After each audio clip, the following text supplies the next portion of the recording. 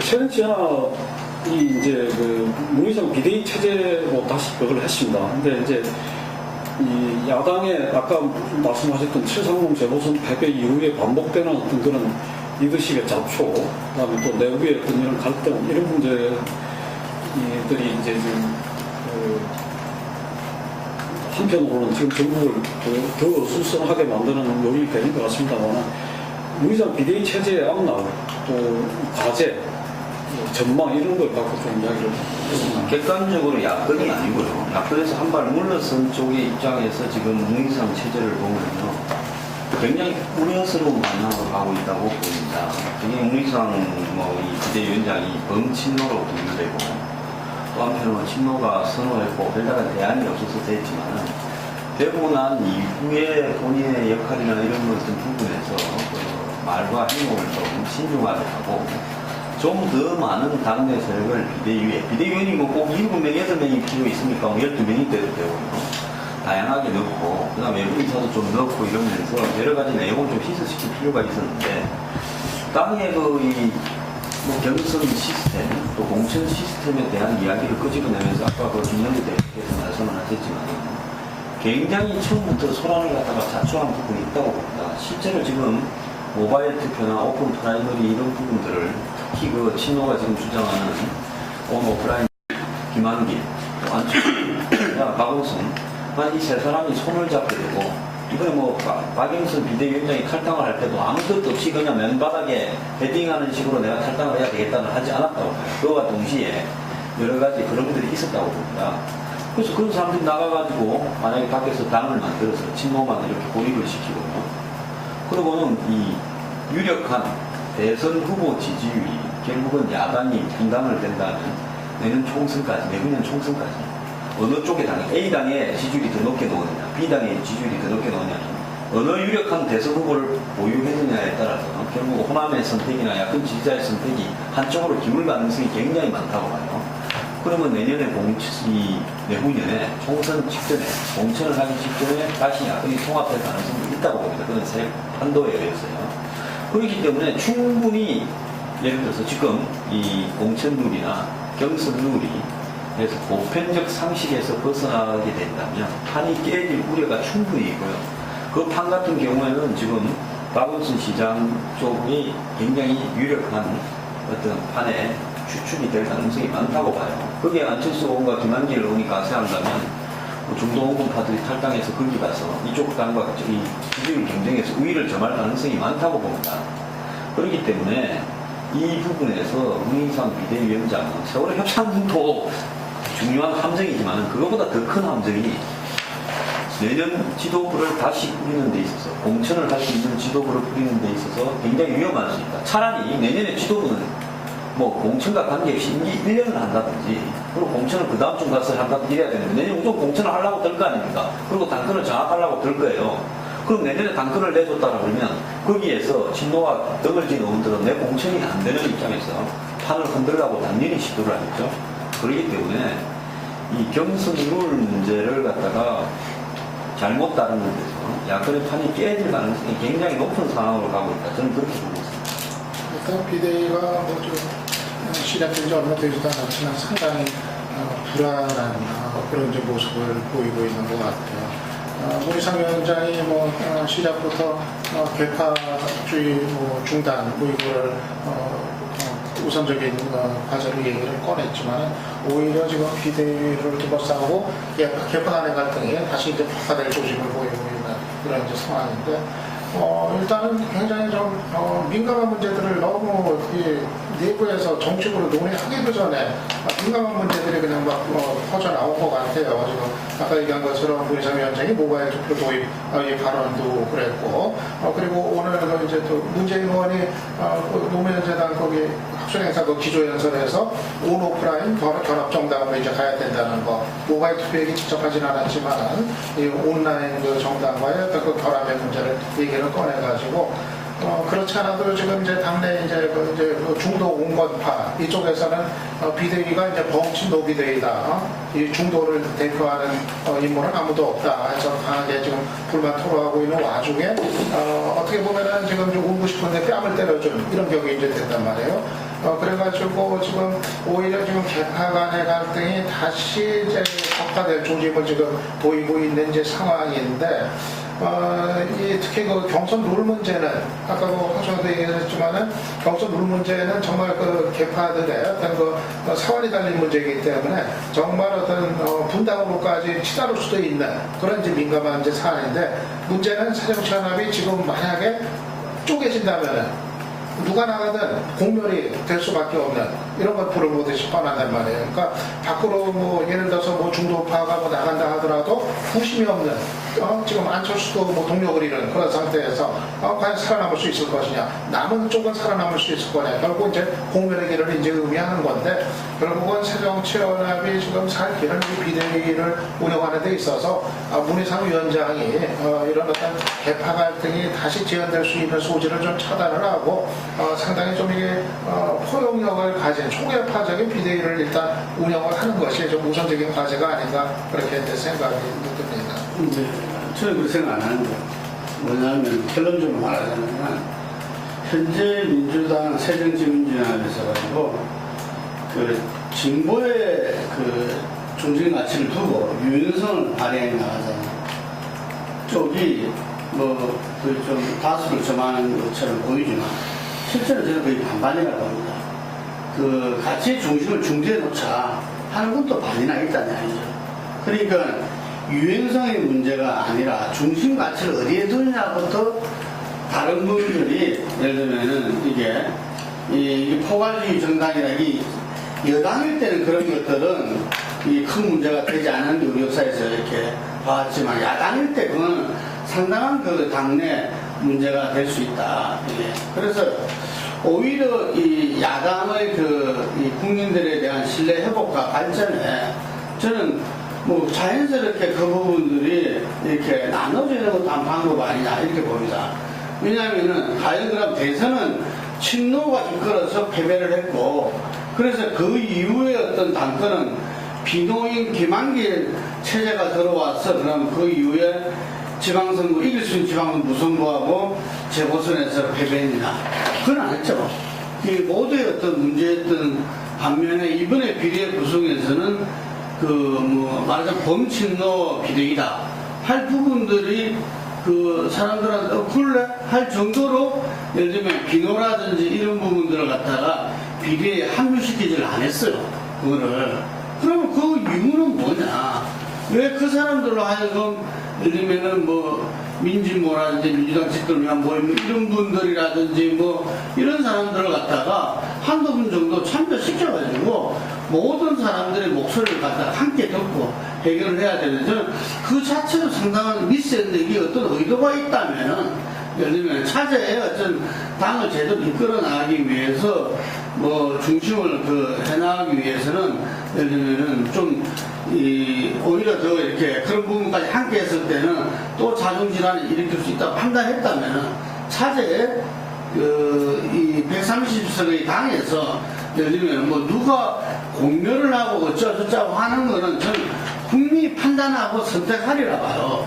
그렇기 때문에 오히려 지금 문희상 비대위원장 체제의 암단이 이렇게 되어 있는데, 이 부분도 왜 처음부터 예를 들면은 문희상 위원장이 그런 모바일 투표 이야기가 나오고, 지금 문재인 의원이 온오프 정당, 네트워크 정당 이런 이야기, 그거는 지금 이제 그게 함께하지 않는 다른 부분에서는 막 끔찍끔찍 놀라는 부분들이거든요. 왜냐면 자기들이 트라우마가 다 있어요. 지난 2012년 대선과 그 다음 전당대회에서 바로 그 부분 때문에 자기들은 패배했다, 어쨌다, 당권을 놓쳤다, 후보가 안 됐다는 트라우마가 있는데, 그 부분부터 먼저 이렇게 제기됐던 것은, 나는 다른 사람들이 생각할 때는 이게 분명히 그런 식으로 이끌어 나가려고 한다는 우려를 가질 수밖에 없다. 그래서 상당히 현재 봤을 때 앞날이 참 진짜 우려스럽다. 그렇지만 정말 문희상 비대위원장이 자기가 이순신 장군의 마인드로서 어떤 지금 전국을 임한다면은 국민을 위해서는 그 문제는 좀 이렇게 뒤로 나눠야 된다. 전당대회라든지 현재의 여러 가지 개파 문제라든지 이런 부분들을 나눠놓고, 현재 이 세월호 특별법을 둘러싸고 전국에 이제 딱 막힌 상태를 푸는 데서 그 문제 해법도 저는 놓을 수 있다고 봅니다. 그래서 이 문제를 갖다가 슬기롭게 해내느냐, 뭐 1불 100개씩으로 군기를 잡겠다 했는데 군기를 잡은 문제가 아니다. 이 문제를 정말 슬기롭게 헤쳐나가느냐 부분에서 이 비대위 운명이 있고, 이 비대위 운명은 바로 새정치민주연합의 운명과 직결된다, 이렇게 보겠습니다. 저는 문희상 비대위원장 체제의 한나론이 질문인데 암담하다고 봐요. 왜냐하면 최근에 그냥 이 시간이 있었어요. 진보정당 영국, 독일, 미국, 노동당, 산민당, 민주당 좀 다르지만 색깔이 다르지만 다 79년도 대처 나오고 18년 동안 노선 이름만 노선 수정을 하는데 18년 걸렸습니다. 영국 3인당 콜 16년 집권했습니다. 그 다음에 슈레더라는 중도적 인물이 나와서 집권을 합니다. 미국 민주당 역시 레이건 8년, 그 아버지 부시 4년, 12년 동안 야당이 있던 빌 클린턴에서 경제적, 그러니까 중도적 이슈를 가지고 집권해서 공통점이 경제적으로 세달하기 어렵습니다. 저는 사실은 문희상 비대위원장이 중요한 게 아니고 이른바 대한민국에 있을 진보 정당의 노선이 뭔지는 잘 알지 못합니다. 정당이라는 것이 정권 획득을 목적으로 노선이 같은 사람들이 모인 것인데 새누리당은 비교적 별이 흡사하더라고요. 지금 범야권 내에서 단일 정당을 만든다고 했을 때 그 스펙트럼이 너무 넓어가죠. 너무 넓기 때문에 이 부분에서 치열한 내부 토론, 투쟁, 사상 투쟁을 통해서 정리되지 않는다면 뭐 어떤 형태든 봉합해서 정치 세력을 만들어 놓는다 하더라도 이게 수권으로 가는 정당이 되기는 좀 힘들지 않냐. 그런데 문희상 대표의 리더십을 가지고 이게 과연 가능한가? 저는 가능하지 않다. 그래서 좀 야박한 얘기인지 모르지만 좀 더 처절하게 깨지고 더 처절하게 깔아앉아야지만이 새로운 어떤 희망의 불씨가 삭지 않습니다. 그래서 아주 구조적이고 본질적으로 본다면 문희상의 리더십을 가지고 야당을 그러니까 진보정당으로 복원한다는 것은 난망하다. 좀 더 박살이 나고 좀 더 가라앉아야지만이 새로운 논의, 새로운 담론의 싹이 트지 않겠냐 이렇게 이 대목은 조금 그 이야기가 지금 빈트가 조금 그러난 거 아닌가 싶은데 문희상 비대위원장을 뽑은 게 문희상 리더십을 가지고 야권을 뭐 재편하라든가 아니면 야권을 다시 세우라 이런 거라기보다는 이 박영선 비대위원장이 급작스럽게 실패하면서 그야말로 어떤 대타로 한시적으로 어떻게 보면 당의 지금 그 수습과 어떤 그런 돌파구를 여는 최소한의 어떤 그런 한시적 그 리더십을 요구를 하고 있는 게 아닌가 그렇게 봐지고 어떤 면에서 본격적인 야권 대편이랄까 뭐 야권의 어떤 그런 재건 이런 문제들은 그 다음 과제겠죠. 그 다음 과제고 지금 문희상 그 의원이 그런 역할까지를 자임한다든가 그렇게 자기가 할 수 있다고 생각하는 자체가 나는 가욕이다. 그런 점에서는 최소한의 아까 말씀하신 대로 세월호 특별법으로 이렇게 그 지금 막혀있는 전국을 어떻게 하면 돌파구를 끝나는 데 집중을 하고 그 다음에는 내년 전당대회로 가는 최소한의 룰, 그 이후의 문제까지는 건드릴 게 아니고 전당대회로 가는 최소한의 합의할 수 있는 룰을 만들고 이제 바톤 터치를 하는 게 맞는 게 아닌가 그렇게 생각이 들고 그런 다음에 어떤 좀 전반적으로 지금 민주당뿐만 새정치민주연합뿐만 아니라 야권 전체가 지금 새로운 어떤 재편의 어떤 그림을 그리지 않으면 안 될 그런 상황이 아닌가. 아까 전에 말씀하셨듯이 좀 중장기적인 어떤 그런 전망을 놓고 그게 진보든 민주든 어떤 이렇게 좀 재편을 생각을 해야 되는 거 아닐까 싶은데요. 제가 볼 때는 문희상 비대위원장 애초 잘못 뽑혔다고 보고 있습니다. 안에 할 사람이 있으니까 밖에 하려다가 밖에도 안 되니까 또 안에 했는데 뭐 다들 안 하겠다 하고 또 친구는 나름대로 계획이 있으니까 됐다고 보는데 이분이 되는 순간에 공정하게 관리하는 부분에 대한 의문이 새정치민주연합 내부에서 나오게 되기 때문에 결국은 좀 더 고민을 하더라도 다른 사람을 했었어야 된다. 저는 쌍문동이라는 이야기가 나오는 자체부터가 잘못되고요. 내년 전당대 이분이 또 그런 부분에까지 가는 것도 구실을 제기하고 있다고 봐요. 그렇기 때문에 전당대회가 순탄하게 돌아가지 않을 가능성이 많은데요. 저는 뭐 야권이 그렇다고 너무 크게 걱정할 필요는 없을 것 같습니다. 객관적으로 봐도. 내년에 갈라져도 총선 전에는 하나가 될 거고, 또 대선에 되면 뭐 더더욱 밑에서 하나가 되니까, 많이 갈라져도 대선에서 이기면 끝나지 않습니까? 국회도 좀 지도되죠. 근데 마지막에는 하나가 될 거기 때문에, 또 굉장히 여러 가지 지형으로 보면 지지율하고 관계없이 대선에서는 야권이 조금 더 유리한 지형이라고 봐요. 현재 지형으로 보면. 이런 부분이기 때문에 야권 내부에서도 별 걱정을 안 하는 것 같아요. 이제 관행적으로. 우리가 뭐 이래 헤매도 총선 가면 뭐 크게 차이는 안 날 거고, 또 독에 졌다 하더라도 총선 전에 서로 누가 세각생가에 해서 한쪽이 흡수할 거고, 대선 가면 근본적으로 하나가 될 거고, 또 그때 되면 지지율 회복될 거다. 실제로 또 그렇게 되게 돼 있고요. 국민들이 선택의 여지가 없는 상황에서는 그렇게 되게 돼 있습니다. 그러니까 뭐 야권이 뭐 망했다 어쨌다 하는 것도 야권 내부도 엄살이고요. 제가 볼 때는 결국은 이제 문제는 야권이 한 번쯤은 갈라질 가능성이 있는데 그 시기가 언제일 건가 하는 게 문제인데, 이번에 그 무이상 비대위 체제가 처음부터 지금 시한폭탄을 안고 있는 것처럼 출발을 하고 있기 때문에 내년 1월쯤에 전당대회 룰을 정해서 전당대회를 가는 과정이 순탄치 않게 갈 수 있다. 그건 왜? 공천권이 연결된 이 지도부 체제이기 때문에 거기에서 내가 가지고 있는 지도부가 이게 무너질 수 있다고 했을 때는 의원들이 탈당을 선택할 가능성이 매우 커지다는 거죠. 그래서 내년 1월까지 순탄하게 가기에는 지금 상당히 어려움이 있다. 이 더 외연을 확장하고 홍인상 비대위원장이 각별히 조심을 해야 되고, 실제로 공천 룰을 정하는 문제에서 본인이 손을 떼고요. 진짜 외부 인사들만 가지고 이 당에 뭐 공천이라든지 지도부 경선 룰을 정하게 하는 것이 더 낫다. 공천 룰은 내년 전당대회에서 최고 지도부가 투표해야지. 그때 아니, 지금 그것도 주물렀잖아요. 오픈 프라이머리라고. 그것도 말이 안 되는 거죠. 아니, 그러니까 룰 미팅, 지도부를 뽑기 위한 룰 미팅도 해야 될 거 아니에요. 네. 근데 문희상 비대위원장이 이걸 주물러갖고 수습이 될 것 같습니까? 안 된다. 그래서 제가 볼 때는 진짜 외부 인사들로 전대 룰을 정하기 위한 위원회라도 별도 구성해야 될 상황이 아닌가까지 몰려있다. 이런 이야기. 아니, 그러니까 이제 뭐 황수영 말씀에 동의하는 것이 구조적으로 야권이 역대 지금 몇 번의 선거를 반추해 봤을 때 이 선거제가 하나 있습니다. 단일화죠. 단일화. 뭐 지난번 대선도 안철수 문재인 단일화 가지고 끝까지 끌고 갔지 않습니까?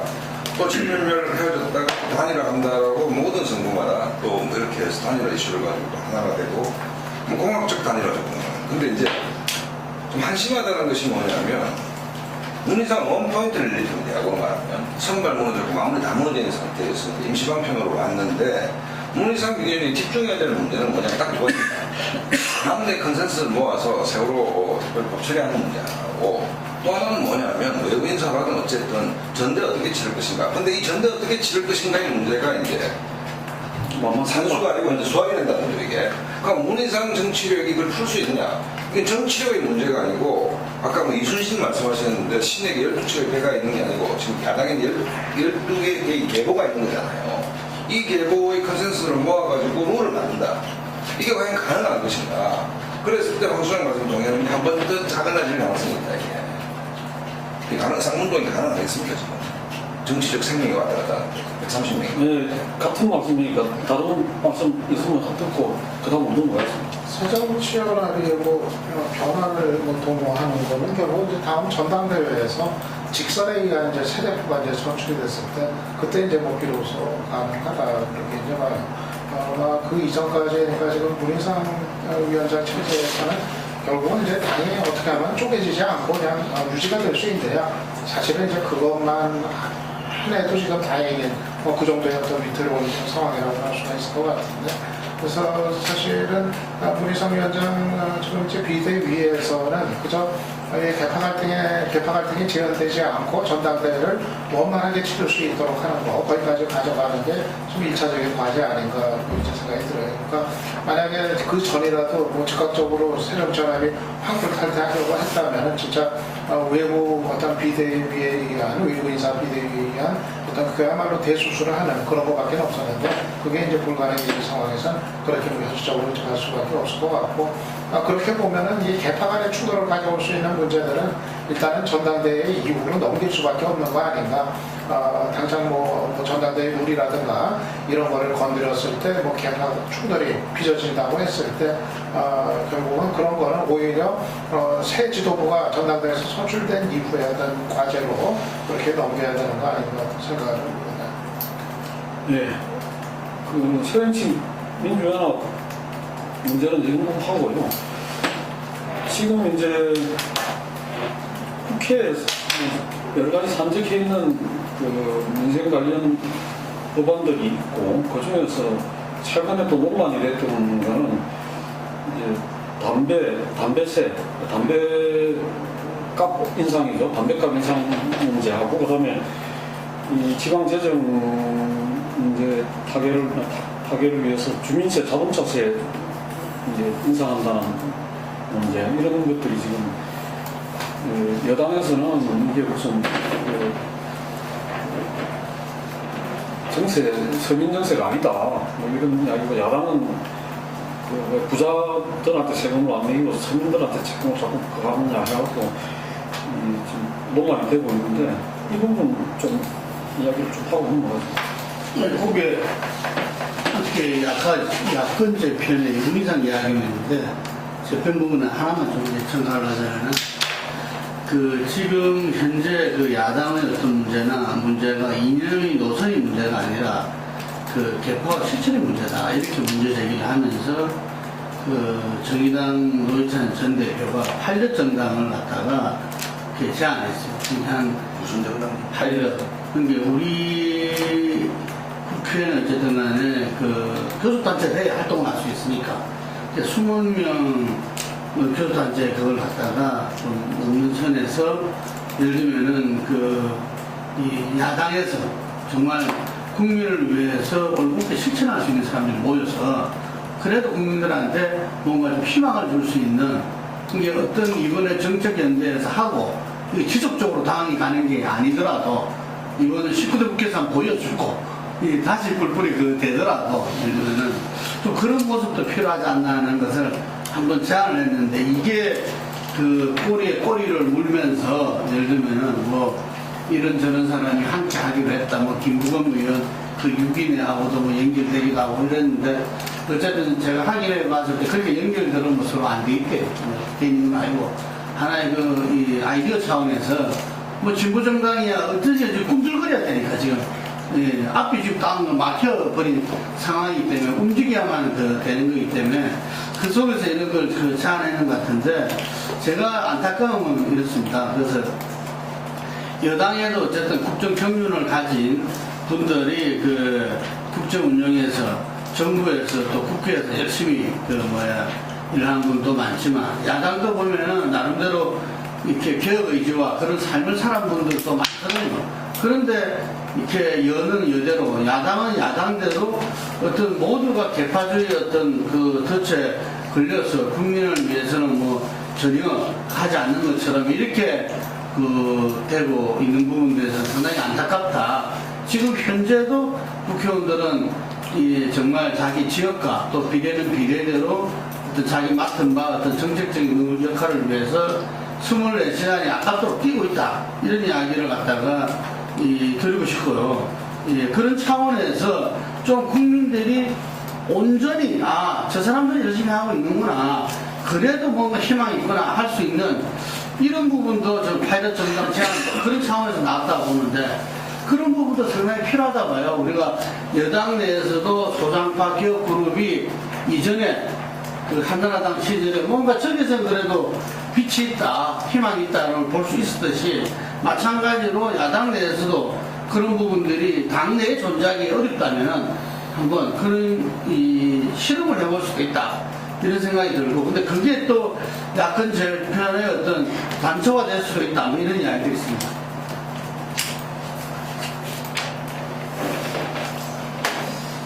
제가 지금 세 부분에 대해서 좀 이야기를 하겠습니다. 저는 이번에 담배세나 주민세, 자동차세를 인상하는 부분에서 결국 건강이 어떤 이야기를 하더라도 많이 잘못됐다고 봐요. 이 정세가 필요하다면 왜 정세가 필요한가를 솔직히 국민한테 고백을 하고, 지금 현재의 복지 수준을 정세 없이는 해결할 수 없다. 그 예산의 낭비주의 요소가 충분히 제거되었다. 이런 부분을 적극적으로 이야기하는 것이 맞다고 그러고요. 그다음 최근에 초이노믹스라고 해가지고 경기 부양을 위해서 이 정부가 각종 재정이나 금융 지출 늘리고 부동산을 인상시키는 방향이 저는 반짝 효과뿐이지 어려울 거라고 보고 있습니다. 미국이 지금 1, 2차, 3차에 걸친 양적 완화고 3조 5천억을 풀고 금융위기가 왔을 때 2조 5천억 합쳐서 6조 달러를 냈는데 결국 미국의 다시 경기는 회복되지 않고 있다는 게 지금 사실상의 실토라고. 일본에도 지금 아베노믹스가 실패로 끝날 가능성이 굉장히 많다. 세계적인 장기 저성장 불안, 그 다음에 고용의 미스매치 이런 것들이 본격적인 대세이기 때문에 개방 경제에서 한국이 이 부분을 벗어날 부분은 어렵기 때문에 저는 박근혜 정부가 큰 욕심을 들고요. 경제 구조의 재편에 나서는 것이 맞았다라고 보고, 특히 세금 문제하고 관련해서는 지금 조세정의가 대한민국에 있는가? 그 카드깡이 만연하고 지하 경제가 만연하고 탈세와 역의 탈세가 만연하고 거기에 성공무원들이 가세하는 이런 양상이 벌어지고 있고, 또 대기업이나 이런 부분에서 어쨌든 명강세가 합법적으로 주어지고 있는 부분에서 조세 저항이 약하고 저항할 수도 없는 월급쟁이라든지 서민에게 이렇게 쪼는 식으로 들어오는 것은 순서가 틀렸다. 위에서부터 쪼고 밑에는 최종적으로 쪼아야 된다. 이렇게 봅니다. 그리고 규제 완화와 관련해서 경제적인 지금 활로를 찾기 위해서 규제 완화가 많이 모든 어떤 만사 형통인 것처럼 보는데 세월호가 왜 가라앉지 않습니까? 규제가 완화되면서 가라앉은 원인이 있는 거예요. 그렇기 때문에 이 규제는 완화할 부분은 완화해야 되겠지만 규제를 좋아야 될 부분은 더 좋아야 되는 부분이 있는데, 규제 완화를 목소리를 내는 관료들과 또 규제 완화의 목소리를 내는 이익단체, 이해단체, 또 대기업들의 부분들을 견제할 수 있는 장치가 없어요. 야권도 세월호에 머물대갖고요. 이 규제 완화에서 구체적인 어떤 방향 규제 완화가 되면 안 된다라고 합리적으로 이야기하는 야당 의원도 없어요. 야당이 전부 세월호만 가버리니까 정부의 이런 규제 완화에 대해서 합리적으로 비판할 수 있는 부분이 없다 말입니다. 이런 속에서 대체로 공무원이 들고 가는 규제 완화는 이익단체에게 거대 집단에 유리한 방향으로 작용하면서 국민 전체로는 손해가 올 수 있는 요소도 많이 있다고 봅니다. 그렇기 때문에 이런 부분에서 이 규제 완화가 결국은 현재 이 소수로 대기업에 집중화된 경제 왜곡 집중 현상을 갖다 더욱더 심화시킬 우려도 있기 때문에 이런 부분에 대해서 검토할 수 있는 그런 어떤 이 정치 정상화가 빨리 돼야 된다라고 저는 보고 있습니다.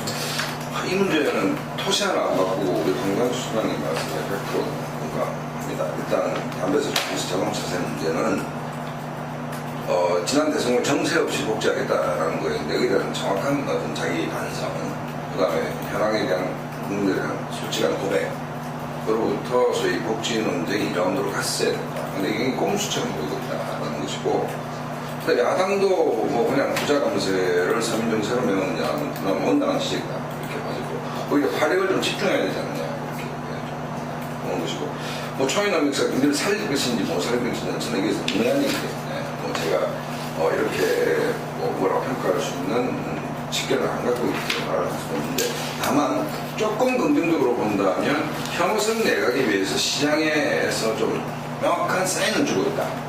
최경환이 정확하게 오른쪽 깜빡이를 넣어주고 있고, 그러니까 현우석 경제팀이 좀 혼란스러웠다면 최경환 팀은 명확한 시장에 사인을 주는 측면은 긍정적이다. 다만 박근혜 정부가 뽑아들었던 카드 중에 가장 강력한 카드가 최경환 카드다. 경제 수장으로서. 만약에 이게 실패한다면 돌이킬 수가 없을 거라고 봐지기 때문에 어쨌든 최경환이 실패할 건가 생각할 건가 저로서는 모르겠다는 것이고, 또 하나는 뭐냐면 건강한 사회는 황수영 말씀 덧붙여서 말씀드리면 저는 조세정의가 한국된 사회다. 세금, 그러니까 탈세라는 것은 선정것은 중재에 해당되잖아요. 그런데 사실은 아까 관료, 대기업, 우리 절세, 감세, 이런 차원을 넘어서서 국민들이 대한민국이 조세정의가 있는 나라가 힘없는 월급쟁이들 원천 다 뜯기고 담배 이런 어쩔 수 없이 다 뜯기는 이런 나라, 이런 좋은데 정의롭다면 낼 수 있죠, 생각하면. 근데 그게 정의롭지 않다라고 생각하는 국민이 아마 대부분입니다. 오히려 박근혜 정부가 백투더 베이직에서 조세 문제에 대해서 어떤 원칙들을 좀 바로 세워나가는 그런 부분이 실행되면서 이렇게 한다면 수긍은 가능하지만 과연 어마어마한 만큼 많은 국민들이 수긍할 것인가에 대해서 것으로 알고 있습니다.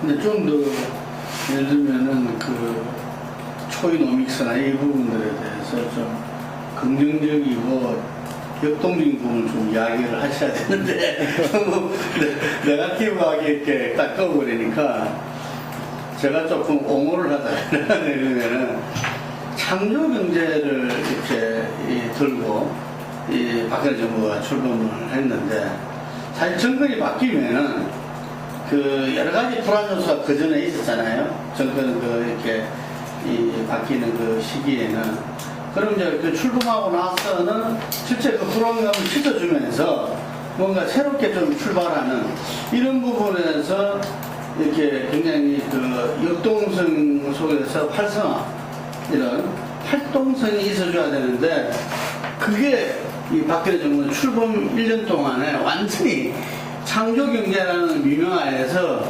그거는 정책 당국자도 그렇고 기업도 그렇고 당에서도 그렇고 창조경제 실체가 뭐냐 오늘 그걸 쫓아다닌 하나의 그 1년간의 그런 이 과정이었다고 보여지고 그래서 이 모든 여론조사에서 이 해보면 국민들이 원하는 거는 뭐 이 우리 고래로부터 어쨌든 먹고 사는 문제 아니겠어요 이게 그렇다 보니까 가장 큰 불만 요소도 예를 들면은 이 이명박 정권 때도 뭔가 경제대통령을 기대했는데 무산되면서 불만이 더욱더 전복됐던 거고 이게 배신감도 느끼게 되고 박근혜 정부한테도 상당히 많이 그런 기대를 했는데 오히려 그런 부분들이 이렇게 이 수치적으로는 지표로는 뭐 어느 정도 그걸 했다 하더라도 실제 그 실감 어떤 그 경제에서는 엄청나게 오히려 다운되어 버려가지고 이제는 완전히 불황의 장기화에 들어가는 그런 상황들이기 때문에 이걸 갖다가 움직이지 않고서는 도저히 그 어떤 것도 할 수가 없었다. 그래서 어떤 면에서는 지난 지방선거 때 무승부를라도 이렇게 지금 여당이 이 정부 여당이 가져올 수 있는 건 뭐 많이들 했죠. 여러 가지 그 정치적인 액션도 많이 했겠지만 결국은 이 최경환 이 의원이 경제부총리가 되면서 경제 활성화에 대해서 하고 거기에서 어쨌든 부동산 경기를 가지고서 전체적인 경제 활성화를 하는 이런 부분들이 어쨌든 간에 시장에 신호를 줬고 그것이 전체적으로 어쨌든 간에 그 사람들이 다 지금 그 기대하고 있었던 거거든요. 예를 들면은 이 뭔가 돌아가야 자기들 삶도 돌아가는데 정부에서 자꾸 이렇게 이 해석해야 되는 예를 들면은 뭐 창조경제를 이야기하고 있으니까 그래서 아마 우리 본래 사람들이 볼 때 부동산 어떤 대책 노고 이러면 이게 뭔가 전체적으로 돌아간다는 사람들이 자기 삶에서 다 아니까 그 사인이 맞아들어지는 것 같고 이런 건데 그런데 문제는 과연 그것으로서 지금 뭐 더 나아가서 6% 경쟁 성장률을 해내겠다 하고 뭐 예를 들면은 저래 되면 그러니까 뭐 한상을 주는 듯한 이런 이야기를 더 나아가고 있어요. 그래서 그런 부분들에서 이제 처음에 그 효과는 분명히 긍정적이었다 저는 봅니다. 그렇지만 그것이 지속적으로 그리고 앞으로도 계속적으로 그렇게 나갈 수 있다고 생각하는 건 오바다 이렇게 생각을 하고 그리고 6% 이게 또다시 또 이런 프로테이지를 이야기하면서 그게 짜맞추는 듯한 이래 가서는 안 되는 거고 정말 이 여당 경제정책 전문가도 경제 활성화 경제 민주화 부분들은 이제 우리 경제에서 빼낼 수 없는 부분들이기 때문에 그 경제 민주화의 부분들을 갖다 아까 말한 조세 정의라든지 뭐 이런 부분도 크게 다 포함된다고 봐요. 그 부분들을 갖다가 정말 어떤 정책 기조의 어떤 중심에 놓으면서 경제 성장과 선순환할 수 있는 부분들을 가져나가야지. 그렇지 않으면 지금 내놓은 정책 대책들이 전부 다 거꾸로 어떤 부메랑처럼 돌아와서 정말 엄청난 경제 위기에 갈 수도 있다. 이렇게 봅니다. 최경환 효과는 좀 긍정적으로 봐요. 그래서 물론 이제 너무 이제 그 인위적인 부양의 가져올 이제 나중에 이제 부작용 그런 거에 대한 우려의 목소리들도 있긴 있지만, 하지만 지금 당장 워낙 다수의 지금 이제 국민들이 원하고 기다리고 있는 것이 어떻게든 좀 이제 경기를 좀 이제 살려달라 하는 여부로 일단은 공동분모가 형성이 되어 있기 때문에 부작용 부분은 사후에 어떤 필요한 대책이 필요할 때 나오더라도 우선은 좀 그것이 사실은 급소모라는 것이 공감대 아닌가 생각이 이제 들어요. 그래서 저는 야당 같은 경우도 이제 그런 부분에 대해서는 오히려 너무 이렇게 그거를 또 이제 그 사후의 문제를 이제 우려하는 어떤 견제 목소리가 이렇게 사실은 그렇게 많이 나오지 않는 것이, 물론 지금 이제 그럴 여력도 없지만은 맞겠다 하는 이제 그런 이제 생각이 이제 들고, 당장 그 효과는 좀 이전 경제팀하고 비교해보면 나타나는 것 같아요. 예를 들어서 부동산 시장 같은 경우도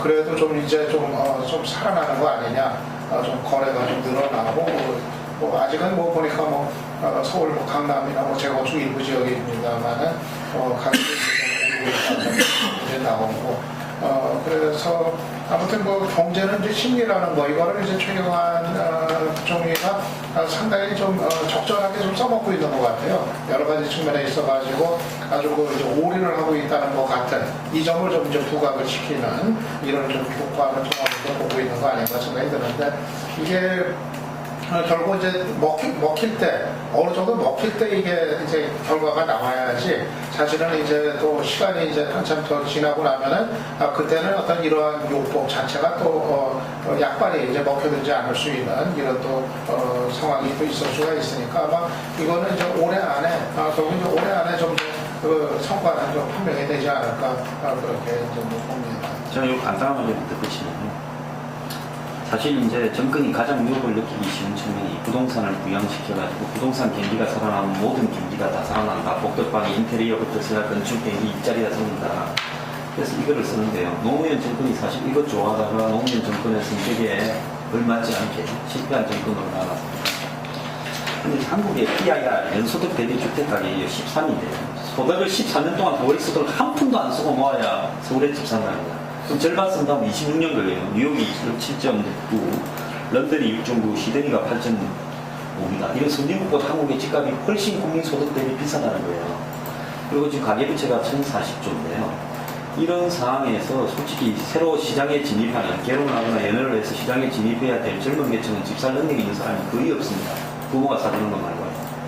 이런 상황에서 이 은행의 대출을 완화해서 AVT, DTI 완화해서 부동산에 투자를 늘리게 되면 결국은 투자 여력이 있는 사람들의 투기성이거나 하우스 푸어 계층이 될 수 있는 사람들의 이 투자일 수밖에 없는데, 이것이 결국은 손수건 돌리기로 가다가 언젠가는 가계부채를 더 쌓으면서 터져버릴 수 있고, 솔직히 말하면 저는 한국의 집값은 더 내려야 된다고 봅니다. 국민들의 소득 수준이나 젊은 층의 소득 수준을 감안할 때요. 그런데 사실은 이미 모든 정권은 이 시장의 야성적 충동을 자극시켜가지고 이런 재미를 자기가 있을 때 임시 몰팅 주사를 놓으려고 합니다. 그래서 저는 좀 상당히 위험한 국면에 들었었다고 저는 보고 있습니다. 네, 이 대목에서는 또 유 박사님하고 한소장님하고 입장이 다른데, 저는 우선 정세 문제, 이거 담배값 자동차 저올리는 문제, 이거는 사실 지난 대선 때 야당이 참 잘못했다고 생각을 합니다. 제대로 그때 당시에 복지를 하려고 양쪽이 경쟁을 했잖아요. 서로 복지를 하겠다. 한국형 복지는 내가 더 책임자다. 이런 논쟁을 했습니다. 그러면 복지 재원을 어떻게 할 건가를 갖고 여야가 각자 그 재원 충당 방안을 놓고 치열하게 논쟁을 하고, 그걸 국민들이 제대로 그걸 선택을 하게 만들었어야 된다. 여당은 당시에 정치 없이 복지를 하겠다고 했다면, 야당은 어떻게 재원을 만들겠다, 얼마나 돈이 필요하다, 그래서 어디서 재원을 더 하겠다, 예를 들어서 부자들한테 세금을 더 거두겠다면 이렇게 갔어야 되는데 비급했고, 그랬기 때문에 야당 또 신뢰를 못 얻었다. 오히려 그랬기 때문에 선거에 졌다고 저는 그렇게 봅니다. 그리고 지금 말씀하신 이제 차경환 경제 문제에 대해서는 저는 한 소장님 견해에 동의를 하고, 이게 우선 철학이 있어서 나온 경제 정책이 아니고 역대 정권에서 했던 땜빵 처방이다. 땜빵 처방이고, 그리고 더군다나 지금 대통령까지 앞장서가지고 계속 규제 완화를 보여짓는 것이 과연 이게 비정상의 정상화인가 저는 아니라고 봅니다. 그 정상을 비정상으로 만들 위험성이 훨씬 더 높다. 우리나라 같이 그 재벌들이 자기들 마음대로 하는 그게 없는데도 모든 게 마치 재벌들이 정부가 규제를 안 풀어주기 때문에 안 하느냐 음성을 부리면서 규제 완화하는 거는 맞지도 않을 뿐더러 또 그렇게 규제를 완화해준다고 해서 그 사람들이 투자를 하지도 않는다. 그런 점에서는 규제를 자꾸 풀어갖고 경제를 그걸 하겠다고 하는 것은 옳은 정책 방향은 아니지 않는가 그렇게 생각합니다. 규제 완화 부분은 그러니까 규제를 무조건 푸는 게 준다고 무조건 푸는 게 준다고 이런 건 없다는 생각이 없다는 생각이 들고 우리가 세월호 문제에서 관피한 문제가 나왔지 않습니까? 그리고 관료직 집단이 지금 예외적 집단보다 힘이 더 센데 그 사람들이 규제를 먹고 사는 집단은 힘이 없기 때문에 다만 이제 규제 완화 맞는 놈은 경계해야 된다. 이래 하시는 것이고 물가에 대해서 당연히 물가에 대한 것이죠. 그렇기 때문에 규제 완화를 하면 대기업이 투자를 할 것이고 이런 측면은 좀 아니다. 가장된 부분이라는 것이고 또 하나 재밌는 얘기는 이른바 좌파 정권이라고 오파해서 그냥 참여정부하고 비즈니스 프렌들이 했던 MB 정부 때 대기업 투자한 걸 보면 정확은 모르겠는데 참여정부가 한 3배 정도 하는 거 같습니다. 그러니까 기업이 투자하는 것은 돈이 되니까 투자하는 것이지 정권의 성격과 아무 관계없다는 것이죠. 그렇기 때문에 어찌됐든 경제정책을 위해서 저 개인적으로 평가할 만한 입장이 있지는 않지만 너무 이게 단선적으로 규제 완화만이 전가의 보도이다. 규제 완화가 잘못된 것이다. 이런 것은 아니다. 규제 완화는 꾸준히 해야 되는 것이고 또 묶어야 될 것은 묶어야 되는 것인데 이게 지나치게 좀 정치스러워나 돼가지고 좀 이렇게 밀고 가는 것은 좀 문제가 있다는 데는 동의합니다. 네, 이제 마지막 대목으로 넘어가겠습니다. 이제 대통령이 지금 유엔에 나가서 어제 연설을 하셨고 또 지금 인천에서는 국방도 참여해가지고 아시안게임이 진행되고 있습니다. 여러 가지 말들이 많고 하나만 더 좀 이야기를 했으면 싶은 게 최근에 이제 몇 가지 인사 문제가 또 이제 좀 논란이 되는 것 같아요. 그러니까 이인호 KBS 사장 문제도 그렇고 또 김성주 씨를 적십자 총재로 임명을 해가지고 상당히 좀 어떻게 보면 파격적인데 그것도 좀 이제 논란이 되고 있고 그렇습니다. 그래서 그 문제를 좀 읽어갖고 이야기를 하면서 마무리를 지을까 좀 말씀해 주시죠.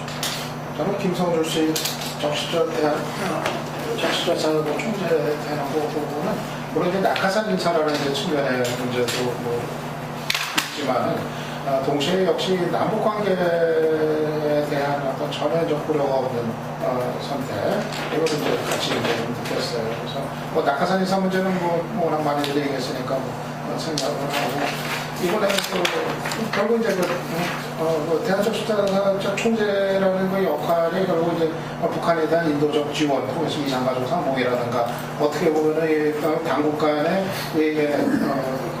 채널이 막혀 있을 때 그거를 이제 풀어주는 그런 역할을 많이 해왔었는데 이렇게 되면은 앞으로 한쪽이 그런 역할을 하는 그런 기다리기가 어려워지는 거 아닌가 그런 정도의 어떤 그 무게감을 갖고서 어떤 남북 간의 신뢰를 어떤 좀 살릴 수 있는 이런 일은 좀 더 벌어진다. 그래서 역시 그 점에 있어서도 남북 관계는 전혀 고려를 하지 않은 걸 또 입을 수 있었다는 생각이 들고 또 하나의 장면은 이제 인천 아시안 게임을 대하는 이제 그 해도 응원단 파견 문제는 진작에 이제 남북 협의가 부산이 돼가지고 이제 결국 좀 이루어지지는 이제 못했지만 전체적으로 보면은 느껴지는 거는 북한 선수단이 이제 오고 그랬는데 어떻게 하면은 자관 그거를 좀 이제 축소를 시킬 것인지 그것이 우리 사회에 별로 이렇게 관심거리로 등장하지 않도록 이렇게 굉장히 여러 가지 면에서 이제 고려하는 것 같은 그런 흔적들이 여러 군데서 이제 나타나고 그래서 이게 참 어떻게 보면 스포츠 교육인데 그런 부분에서까지 아직 너무 좀 정치적인 고려를 하면서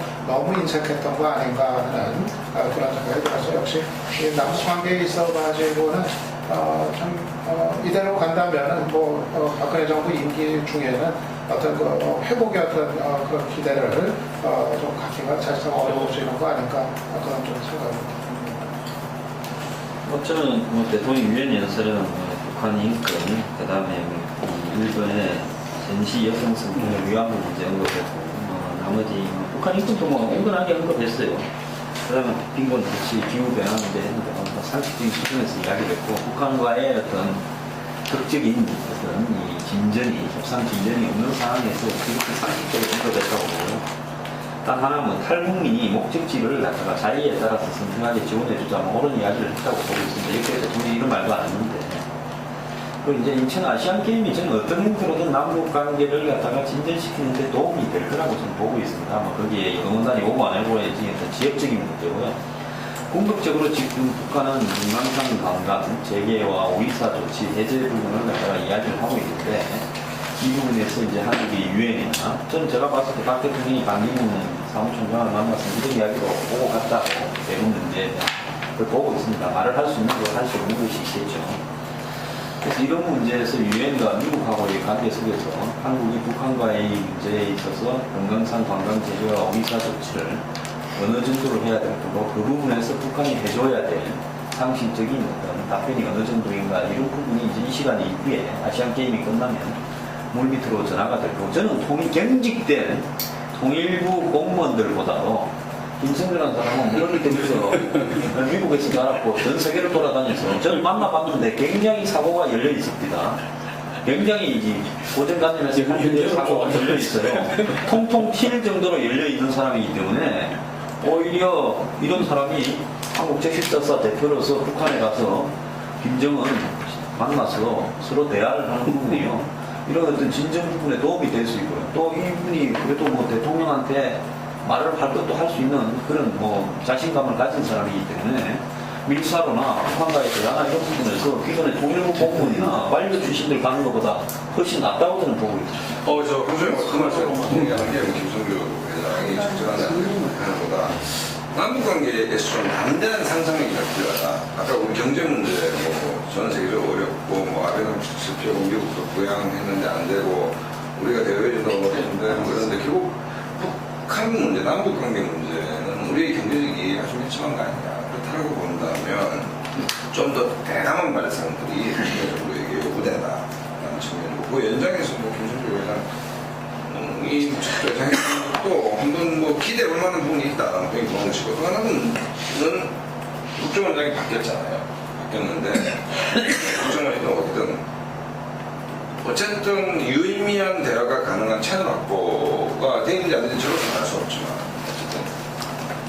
어쨌든 구축이 돼야 된다는 당이고 그 채널을 통해서 좀 더 오이사 조치 문제, 금강산관 재개 문제는 논의할 수 있을 거라고 보고 감으로는 상당히 좀 진행되고 있는 거 아닌가라고 일단 봐집니다. 그리고 그런 차원을 넘어서서 좀 패러다임을 크게 가지고 좀 더 대범하게 북한 문제 좀 접근할 필요가 있다.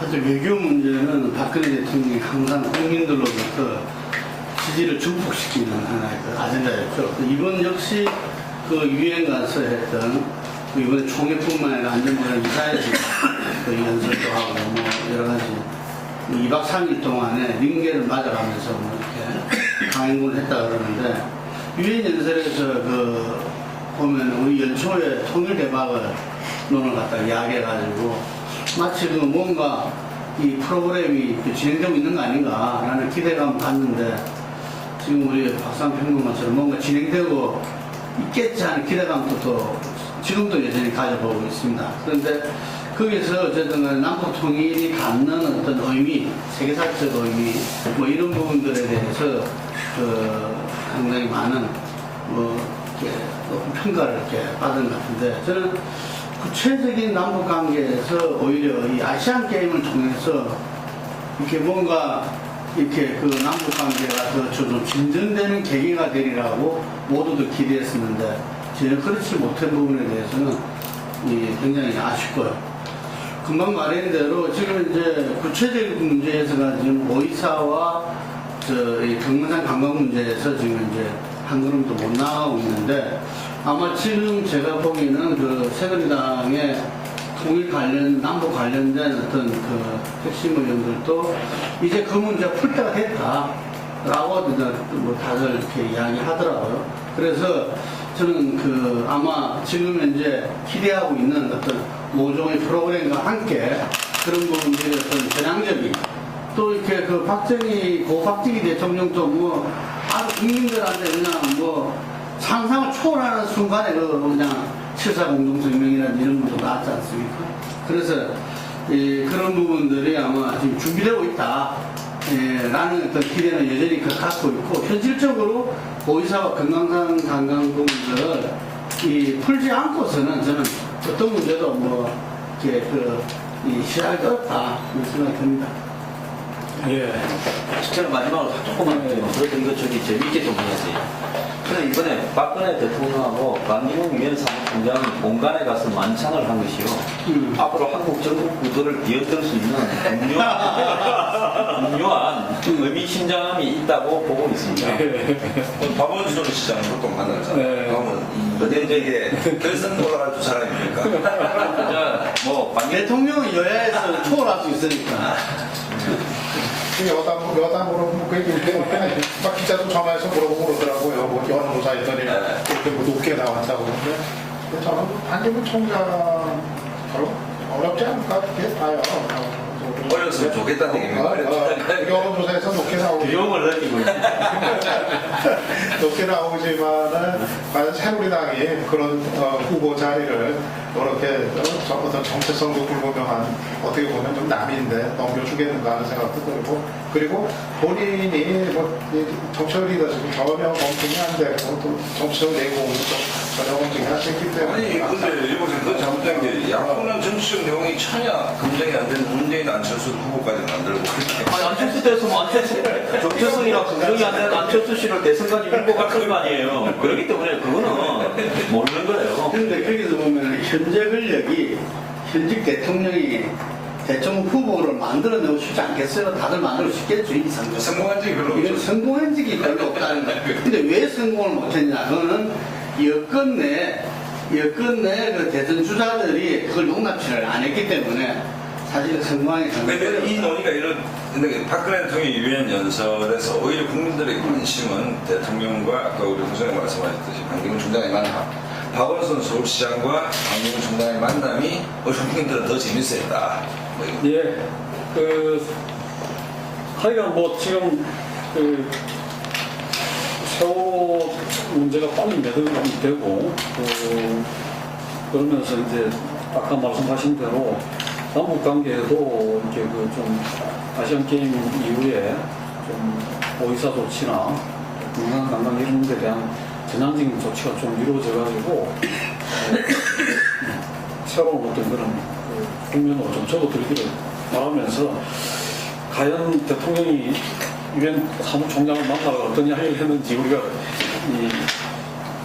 주목하면서 10월달을 맞았으면 좋겠습니다. 10월달